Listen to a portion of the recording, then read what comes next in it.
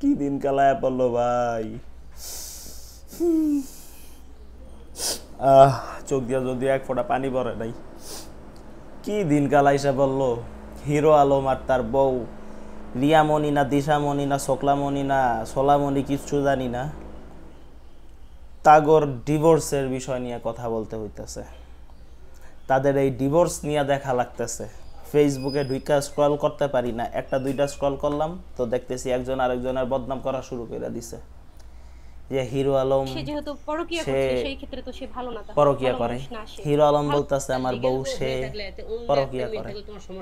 এখন স্ক্রিনে ছবি দুইটা দেখে না, এই খুমা দুইটা দেখা কার মনে হবে যে এগোর প্রতি কার রুচিবোধ আছে, এগো দুজনের প্রতি কার রুচিবোধ আছে, কার কার আছে একটু হাত তুইলা দেখেন, কার কার আছে এই দুজনের প্রতি রুচিবোধ।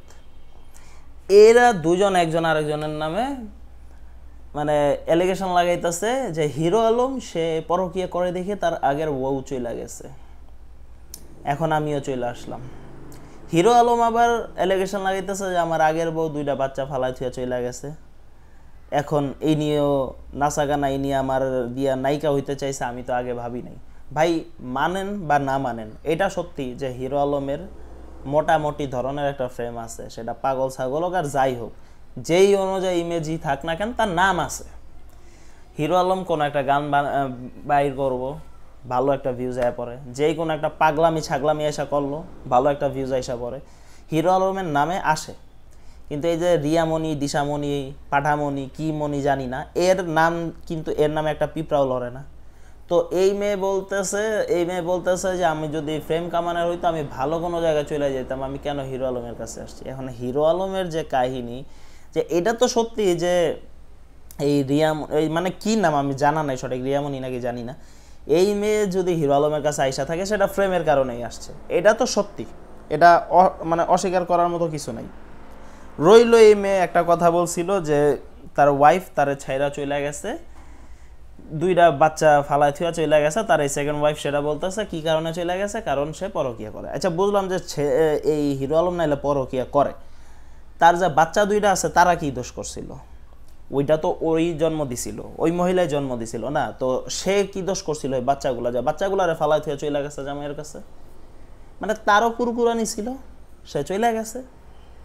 এখন তুমি যে আসছো তোমার মোটামুটি একটা ফ্রেম কামানো হয়ে গেছে, বেটার নাকি হিরো আলমের বাবা মারা গেছে, উনি এই জায়গায় চলে গেছে, আরেক জায়গায় যায় নাচা গানা চলতেছে তার, মানে মানে মানুষের রুচিবোধে কেমনে কুলায় এই মাইয়ার দিকে তাকানোর আমার মাথায় ঢুকে না। আর কোন মাইয়ার রুচিবোধে কুলায় হিরো আলমের দিকে তাকানো সেটাও আমার মাথায় ঢুকে না। মানুষের রুচিবোধ এতটা নষ্ট কেমনে হয় ভাই? ভাই ওইটা কথা না, কথা যে এই যে কথা যে ফেসবুকে ঢুকলেই যে তোগরে নিয়ে লাফালাফি হয়, তোরা ভাই ডিভোর্স নে কোনো সমস্যা নেই, তোরা আলাদা হয়ে যা কোনো সমস্যা নেই। ইন্টারভিউ দিতে কে কয় তো করে ভাই, জায়গায় জায়গায় সে ইন্টারভিউ দিতে কে কয় যে আমি এরা ডিভোর্স দিব, আমি ওরা ডিভোর্স দিই, আমি হেডারে ওটারে, মানে এটা পাবলিকরে জানানো লাগবো কেন?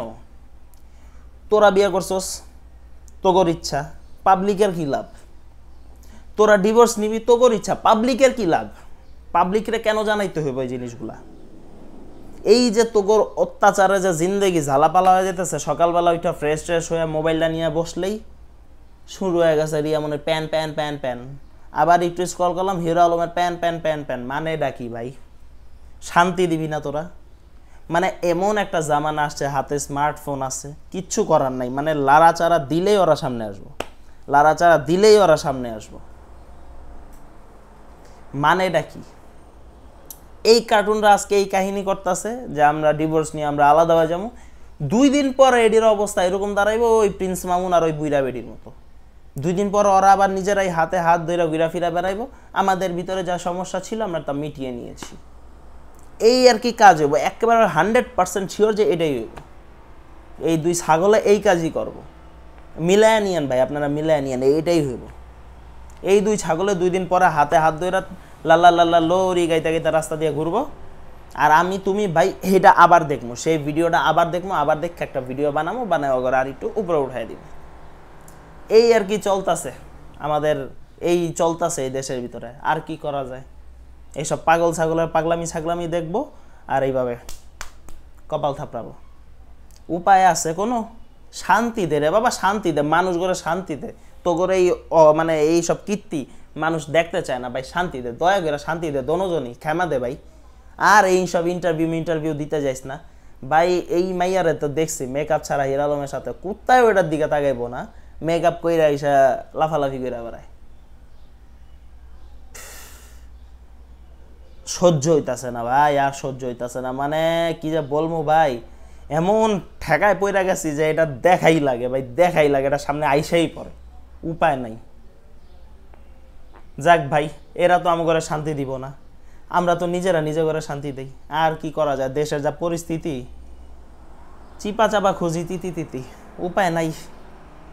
যাক ভাই, যদি আমার এই বিষয়টা নিয়ে আমার ছিল মন্তব্য। তোমাদের কার কি মন্তব্য অবশ্যই কমেন্ট বক্সে জানাইতে পারো। আর ভিডিওটা দেখার জন্য অসংখ্য ধন্যবাদ। আর যদি চ্যানেলে নতুন হয়ে থাকো অবশ্যই আসো, চ্যানেলটা সাবস্ক্রাইব করে বেল আইকনটা ক্লিক করে দাও, কারণ এটা ফ্রি, টাকা লাগে না, তো অবশ্যই করে দাও। দেখা হচ্ছে নেক্সট ভিডিওতে, ততদিনে সবাই ভালো থাকো, সুস্থ থাকো, নিজের খেয়াল রাখো, টাটা।